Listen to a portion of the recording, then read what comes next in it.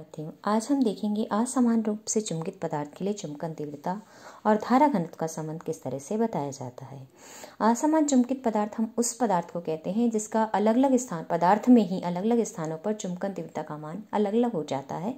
तो हमने ये एक ब्लॉक लिया है जो कि असमान रूप से चुंबकित है। इसका एक छोटा सा इसको हमने क्या किया, छोटे छोटे टुकड़ों में बांटा है। तो इसका एक जो छोटा सा टुकड़ा है जिसका मैं आयतन कह सकती हूँ delta X delta Y delta Z है, उस अल्पांश आयतन के लिए, उस अल्पांश भाग के लिए पदार्थ के मैं चुंबकन तीव्रता को नियत मान सकती हूँ। दूसरे ब्लॉक के लिए एक थोड़ा सा इससे मान चुंबकन तीव्रता का बढ़ रहा है चूंकि वाई दिशा में। तो जैसे से हम वाई दिशा की ओर ब्लॉक्स में बढ़ते जाते हैं उसी तरह चुंबकन तीव्रता का मान भी थोड़ा थोड़ा बढ़ता जाता है, लेकिन प्रत्येक ब्लॉक में पूरे एक ब्लॉक में चुंबकन तीव्रता क्या रहती है, समान रहती है। तो यहाँ पर हमने दिखाया है कि ये एक्स वाई जेड, ये हमने कार्टेशियन कोऑर्डिनेट सिस्टम लिया है और ये हमने मान लिया कि चुंबकन तीव्रता क्या है, जेड दिशा में है। लेकिन चुंबकन तीव्रता के मान में जो परिवर्तन होता है वो तब होता है जब हम वाई दिशा में बढ़ते हैं ब्लॉक में। तो यहाँ पर हम देख रहे हैं जो पहला ब्लॉक है उसमें चुंबकन तीव्रता क्या है, एम जेड है। सभी का यहाँ पर हम देख रहे हैं सब ब्लॉक का जो आयतन है वो समान लिया गया है, delta X delta Y delta Z. अब दूसरा जो ब्लॉक है उसमें चुंबकन तीव्रता थोड़ी सी बढ़ जाती है और उसका मान हो जाता है M Z plus delta M Z. यानी ये दोनों भागों में पदार्थ के, ये जो दोनों ब्लॉक मैंने लिए हैं पदार्थ में, उनमें चुंबकन तीव्रता का मान अलग अलग है, मतलब पदार्थ कैसा है, असमान रूप से चुंबकित है। अब तीसरा ब्लॉक लिया तो उसमें भी तीव्रता इससे पहले वाले ब्लॉक से थोड़ी सी और बढ़ जाती है और तो इसलिए हमने उसका मान लिखा है M Z plus 2 delta M Z. अब चौथे ब्लॉक में और बढ़ जाती है थोड़ी सी, तो ये हो जाती है M Z plus 3 delta M Z. यानी हर एक ब्लॉक में जो तीव्रता है वो डेल्टा एम जेड से बढ़ती जा रही है। और इस चुंबकन तीव्रता वाले जो प्रत्येक ब्लॉक है हमने देखा है कि जिसमें एक समान रूप से चुंबकित पदार्थ है उसे हम एक पृष्ठीय धारा वाले, तुल्य धारा वाई वाले रिबन के तुलना में हम मान सकते हैं, जिसमें पृष्ठीय धारा कितनी बहती है, आई, और उसका मान क्या होता है, एम डेल्टा जेड के बराबर। ये पिछले लेक्चर में हम देख चुके हैं। तो प्रत्येक ब्लॉक की तुलना की गई है एक तुल्य पृष्ठीय धारा से। तो पहले में धारा कितनी बहती हुई दिखाई गई है, आई। दूसरे ब्लॉक में चूंकि चुंबकन तीव्रता थोड़ी सी बढ़ जाती है तो उससे दूसरे ब्लॉक में धारा कितनी हो गई, आई प्लस डेल्टा आई। तीसरे ब्लॉक में धारा दिखाई गई वो कितनी हो गई, डेल्टा आई और बढ़ गई तो आई प्लस 2 डेल्टा आई। इस प्रकार से क्रमागत रूप से धारा थोड़ी थोड़ी बढ़ती जाएगी जिस हिसाब से चुंबकन तीव्रता बढ़ेगी। अब यहाँ हम देखते हैं कि जब सब ब्लॉक्स में हम ऊपर नीचे तुलना करते हैं तो हम पाते हैं कि जो एडजेसेंट ब्लॉक हैं उसमें धारा की दिशा बराबर और विपरीत होने से एक दूसरे को निरस्त कर देती है। तो यहाँ पर प्रत्येक ब्लॉक में सिर्फ एक धारा एक ही दिशा में बहती, क्योंकि यहाँ हम देखें तो इस पहले ब्लॉक का और दूसरे ब्लॉक की जो सीमा है उसमें पहले ब्लॉक से तो धारा आई जाएगी पीछे की तरफ, यानी -x की तरफ, लेकिन आई प्लस डेल्टा ये जो सेकंड ब्लॉक है इसमें जो धारा आई प्लस डेल्टा आई बह रही है इसके कारण धारा आएगी डेल्टा आई प्लस डेल्टा आई बाहर की तरफ। तो आई तो निरस्त हो जाएगा, शेष कितना भाग बच जाएगा, डेल्टा आई। तो प्रत्येक परिसीमा पर कितना मान बच जाएगा, डेल्टा आई मान। तो ये डेल्टा आई मान जो ब्लॉक में परिणामी धारा है दो ब्लॉकों के बीच में वो यहाँ दिखाई गई है कि यहाँ भी डेल्टा आई, यहाँ भी दो ब्लॉकों के बीच में डेल्टा आई, यहाँ भी दो ब्लॉकों के बीच में डेल्टा आई। तो इस प्रकार से ये परिणामी धारा को हम दर्शा सकते हैं कि किस तरह से इसको हम निकालेंगे। अब हम ये देख रहे हैं कि इसका हम रिलेशन कैसे निकालें, तो उसके लिए हम बढ़ते हैं। तो पुनः यहाँ पर कि प्रथम ब्लॉक में चुंबकन तीव्रता कितनी, एम जेड। दूसरे ब्लॉक में थोड़ी सी बढ़ गई, कितनी, डेल्टा एम जेड। तीसरे ब्लॉक में दूसरे ब्लॉक से थोड़ी सी बढ़ी तो ये हो गई M Z plus 2 delta M Z. तो जहाँ पर डेल्टा एम जेड क्या है, चूंकि हमारे पास जो चुंबकन तीव्रता में परिवर्तन है वो वाई दिशा में है और चुंबकन तीव्रता है जेड दिशा में, तो डेल्टा एम जेड का परिवर्तन यानी एम जेड में परिवर्तन जिसे हम डेल्टा एम जेड से लिख रहे हैं किसके साथ, वाई के साथ। तो del M Z del Y और कितना चल रहे हैं एक ब्लॉक के लिए, डेल्टा डी वाई से। तो इसका मतलब डेल्टा एम जेड को मैं लिख सकती हूँ delta M Z delta Y delta Y, मतलब del M Z del Y delta Y से। और तुल्य धारा कितनी बहेगी, एम डेल्टा जेड पहले में, दूसरे में आई प्लस डेल्टा आई, मतलब M Z plus delta M Z into delta Z. तीसरे में आई प्लस 2 डेल्टा आई, मतलब M Z plus 2 delta M Z into delta Z के बराबर तुल्य धारा बहेगी। क्यों, क्योंकि एक ब्लॉक को, एक छोटे ब्लॉक को हम एक समान रूप से चुंबकित पदार्थ की तरह मान रहे हैं, इसलिए हम उसको तुल्य धारा से रिप्लेस कर रहे हैं। और अब यहाँ पर प्रत्येक ब्लॉक में, इससे निकटवर्ती ब्लॉक में कितनी तुल्य धारा अधिक है, डेल्टा आई अधिक है। और इस डेल्टा आई धारा का मान कितना होगा, अगर हम इन दोनों को परस्पर घटाएं तो मुझे साफ दिख रहा है कि ये होगा delta M Z delta Z. इसी तरह इसको भी आपस में घटाएंगे तो भी आपको दिखेगा कि हर एक ब्लॉक से दूसरे ब्लॉक के मध्य जो धारा है वो डेल्टा आई अधिक है और उसका मान किसके बराबर है, उसका मान बराबर है delta M Z delta Z के बराबर। अब डेल्टा एम जेड का मान हम यहाँ रख देते हैं del M Z del Y D Y into delta Y, जहाँ पर डेल्टा वाई क्या है, दोनों ब्लॉकों के मध्य दूरी है। अब यहाँ पर इन दोनों ब्लॉकों के अंतः सतह पर जो परिणामी धारा delta I plus delta Y delta Z से होकर बहती है, इसलिए एक्स दिशा के अनुदिश जो पृष्ठीय धारा घनत्व मुझे मिलेगा वो जे एक्स डैश से मैंने दिखाया है। और धारा घनत्व क्या होता है, धारा बटे क्षेत्रफल।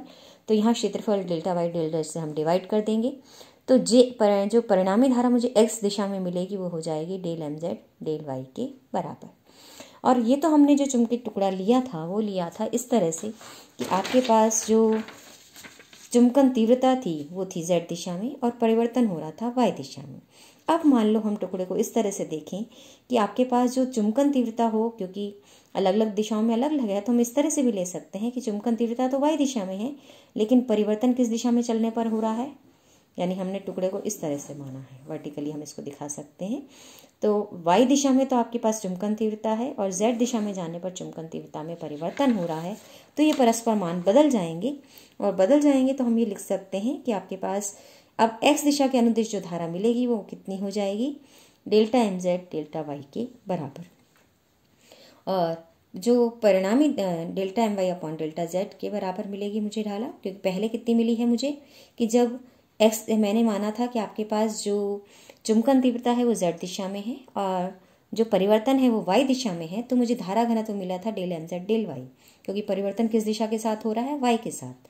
और अब परिवर्तन मेरा z दिशा के साथ होगा और चुंबकन तीव्रता मेरी है y दिशा में, इसलिए परिवर्तन z के साथ होगा तो तुल्य धारा कितनी बहेगी, अब ये माइनस x दिशा में बहेगी और कितनी होगा मान इसका del M Y del Z. तो x दिशा में कुल तुल्य धारा अगर मैं निकालूं तो दोनों को घटा के निकालूंगी तो मान मुझे मिल जाएगा del M Z del Y minus del M Y del Z.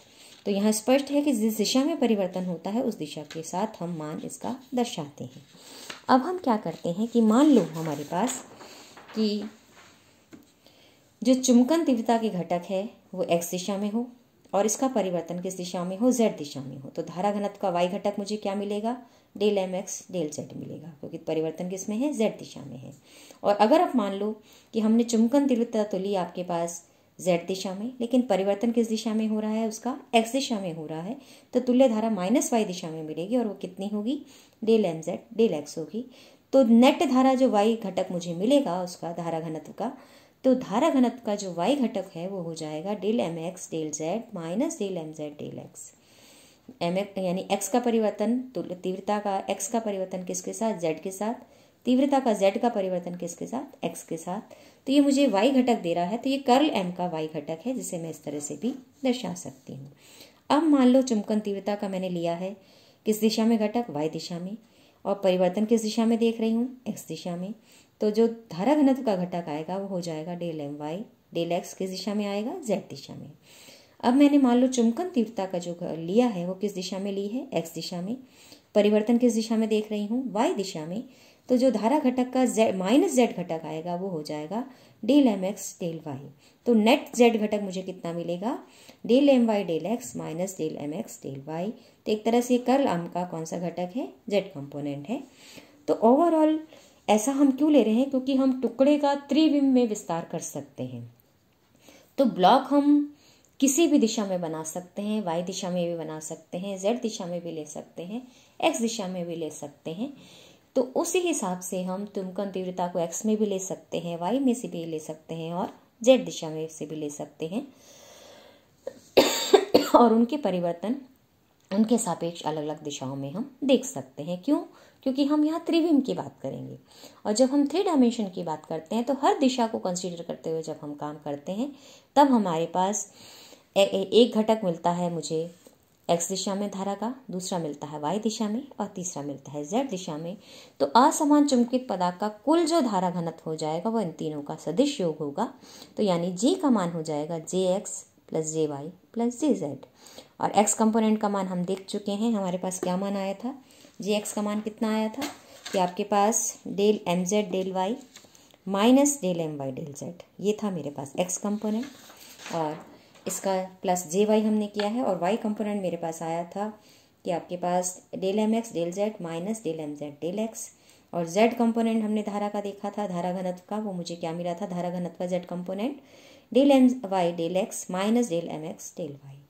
यानी जेड की दिशा में बात कर रहे हैं तो परिवर्तन कहाँ देख रहे हैं, एक्स और वाई की तुलना में देख रहे हैं, और अगर आप देख रहे हैं वाई घटक निकाल रहे हैं तो जेड और एक्स दिशा में परिवर्तनों की बात कर रहे हैं, और इसी तरह जब एक्स दिशा में आप बात करेंगे तो आप करेंगे वाई और जेड दिशा में परिवर्तनों की बात। तो इस तरह से हम तीनों को जोड़कर, यानी कर्ल एम के एक्स घटक को, कर्ल एम के वाई घटक को और कर्ल एम के जेड घटक को जोड़ने पर मुझे क्या मिल जाएगा, कुल धारा घनत्व का मान, चुंबकीय धारा घनत्व का मान मिल जाएगा। किसके लिए, असमान चुंबकित पदार्थ के लिए। तो इन सबको जब हम जोड़ते हैं तो एक फाइनल रिलेशन हम लिख सकते हैं, J is equal to curl of M। तो इस प्रकार से असमान चुंबकित पदार्थ के लिए जो धारा घनत्व है वो उसकी चुंबकन तीव्रता के कर्ल के, या फिर हम कहें उसकी चुंबकन तीव्रता की परिघूर्णकता के बराबर होता है। तो इस तरह से हम असमान रूप से चुंबकित पदार्थ के लिए धारा घनत्व की बात करते हैं।